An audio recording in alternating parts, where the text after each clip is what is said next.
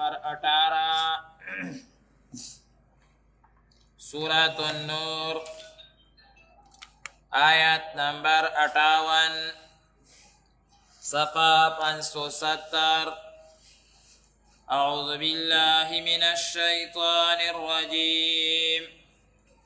बिस्मिल्लाहिर रहमानिर रहीम या अय्युहल्लज़ीन आमनू लियस्तअज़िनकुमुल्लज़ीन मलकत अयमानुकुम वल्लज़ीन लम यबलुगुल हुलुम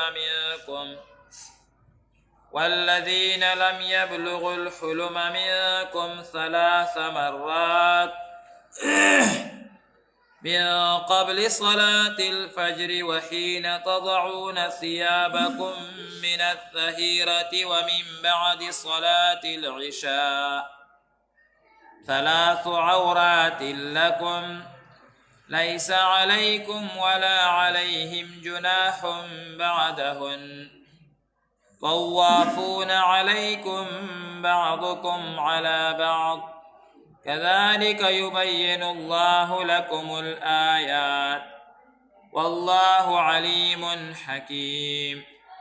وإذا بلغ الأطفال منكم الحلم فليستأذنوا كما استأذن الذين من قبلهم كذلك يبين الله لكم آياته والله عليم حكيم صدق الله العظيم بسم الله الرحمن الرحيم يا أيها الذين آمنوا ايد ایمان خواندانو لیستاذنکم اجازت اخلی تاسنا الذین اغا خلق ملکت ایمانکم استاسو خادمانوی والذین او هغا لکان لم يبلغ الحلم جنی رسیدلی بلوغتا منکم لتاسنا 3 مرات فدری اوقاتو کی من قبل صلاة الفجر مخکید مزد سبانا وحین تضعون او کلا چه تاسو لری کئی ثیابکم زائد لباس من الظهیرتی دا غرمی ومن بعد او پس لدینا صلاة العشاء نماز خطن دا منس 3 عورات لکم دادری اوقات خلوتی لیس علیکم نشت پتاسو ولا علیہم نپدی بانی جناح سگناح بعدهن پس دی وقتننا طوافونا دیراتن کی دی علیکم اتاسو بعضکم علا بعض سنی پسنو باندی ذالک امدغرن يبين الله بياني الله تعالى لكم الآيات لاست آياتنا والله عليم حكيم الله بويا حكمة والده وإذا بلغ الأطفال أو كلت ورسي ما شمان منكم الحلم استاسنا بلوغتا فليستاذنوا فسجادت غواري كما استاذنا لكي اجازت غواري الذين من قبلهم اغا خلق چی مخی ذکر شو ذالک هم دغشان یبین الله بیانی اللہ تعالی لکم آیاته تاستخبل حکمنا والله علیم حکیم اللہ علم والا حکمت والده بسم الله الرحمن الرحیم لدی سورة نور مبارک پاول کے دا مسئلہ ذکر شوا چې دی کې اکثر احکامات اغا ذکر کیږي چې باغی سره بے حیائی او فواحش اغا بنشي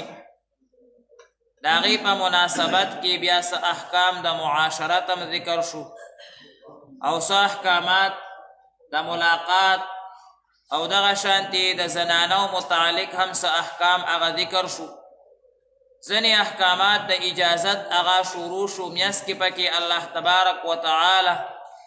د نیکانو خلقو او د منافقانو د کافرانو ذکر مکو چې نیکان خلق په دې احکاماتو باندې خوشحالیږي او عمل په باندې کوي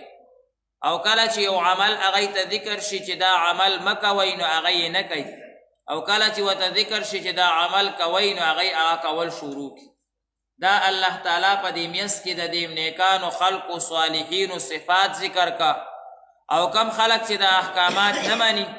نو هغه بیا دوه قسمه او یو هغه چې هغه یې په زړه او په خوله دواړه نه مني نو الله ویه کافران دي او بعضې هغه دي چې هغه په خوله مني په زړه باندې نه مني نو الله ویه منافقان دي د هغې ذکر هم وشو. اوس الله تبارک وتعالی دا میس کې مونږ ته ترغیب راکو چې څوک دا خبرې مني نو هغه مؤمن دی صالح دی متقي دی. اوس نور احکامات الله تعالی د اجازت متعلق هغه ذکر کوي. دا بعضې کورونو کې زنانه خادمانې وي کور والا زنانه را بیماره وي یا هغه خلک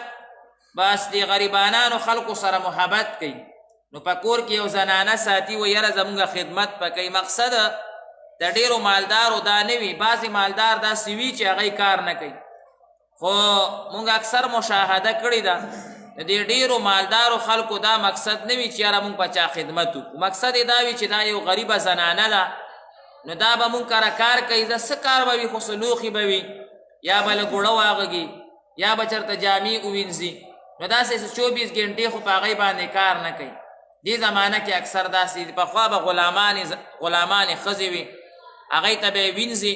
هغه وي. اوس دې زمانه کې داسې وي نو دا مقصد وي چې یاره زمونږ د کور کار به هم روان وي او د دې ته به هم څه پیسې ورکوو څه خوراک به ورکوو نو زه هغه د بچو ګزاره به یې کېږي. اوس دا زنانه خو داسې ده چې 24 ګنټې هر وخت دی کره راتلی شي وایي چې یاره زه کار ته رالم یا مثال جامې وینځم یا ستاسو صفایي کوم یا لوښي وینځم یا څه کوم یا څه کوم نو الله تبارک وتعالی د دغه زنانو متعلقه محکمات هغه ذکر کوي. یا یو ماشوم دی هغه تر اوسه بالغ نه دی خو لیکن هغه په ښه بد باندې پوهېږي بلوغ ته نه دی رسېدلی خو لیکن په ښه بد باندې پوهېږي د